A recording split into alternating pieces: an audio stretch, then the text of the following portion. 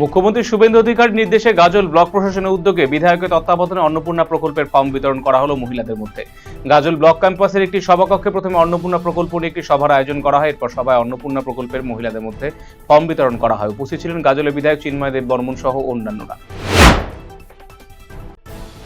রায়গঞ্জে নবেন্দু ঘোষের রহস্যজনক মৃত্যুর ঘটনায় নিরপরাধদের ফাঁসানো হয়েছে বলে অভিযোগ তুলে পুনরায় নিরপেক্ষ তদন্তের দাবিতে পুলিশ সুপারের কাছে স্মারকলিপি জমা করল এলাকার বাসিন্দারা। শনিবার এসপির উদ্দেশ্যে স্মারকলিপি জমা দেওয়া হয়। অভিযোগ, রায়গঞ্জ শহরের নিশীথ সরণ এলাকায় বাসিন্দা নবেন্দু ঘোষের অস্বাভাবিক মৃত্যু হয় গত বছর 31শে ডিসেম্বর। এই ঘটনার মৃত্যু তার বাবা প্রভাত কুমার ঘোষ রায়গঞ্জ থানায় অভিযোগ দায়ের করেছিল। এই অভিযোগের ভিত্তিতে রায়গঞ্জ থানায় মামলা রুজু করা হয় ভারতীয় ন্যায় সংহিতার 103(1) ধারায়। উত্তরবঙ্গ বিশ্ববিদ্যালয় ক্যাম্পাসে অল ইন্ডিয়া ডেমোক্রেটিক স্টুডেন্টস অর্গানাইজেশনের কর্মী এবং সংগঠকদের উপর অখিল ভারতীয় বিদ্যার্থী পরিষদের নৃশংস হামলার প্রতিবাদে উত্তাল হয়ে উঠল শিলিগুড়ি। শুক্রবার শহরের সাবদার হাসমি চকে ঘটনার প্রতিবাদে একটি বিক্ষোভ প্রতিবাদ সভার আয়োজন করা হয়।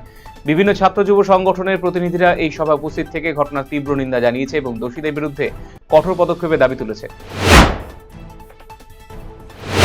পশ্চিমবঙ্গে আসাম মডেলের ধাঁচে শিক্ষা ব্যবস্থা সংস্কার এবং রাজ্যের অবৈধ মাদ্রাসাগুলোর বিরুদ্ধে তদন্তের দাবিতে সরব হল বঙ্গীয় হিন্দু মহামঞ্চ।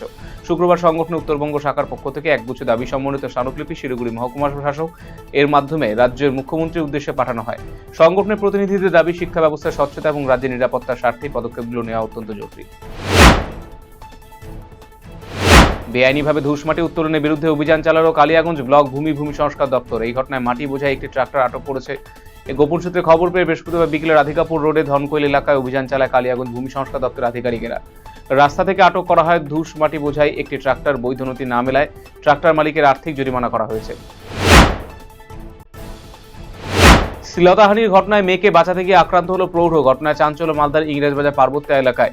জানা গিয়েছে, আক্রান্ত ব্যক্তি আমবাগানে দেখাশোনা কাজ করছিলেন। তার মেয়ে বাপের বাড়িতে এসে বাবার সঙ্গে আমবাগানে দেখা করতে যান।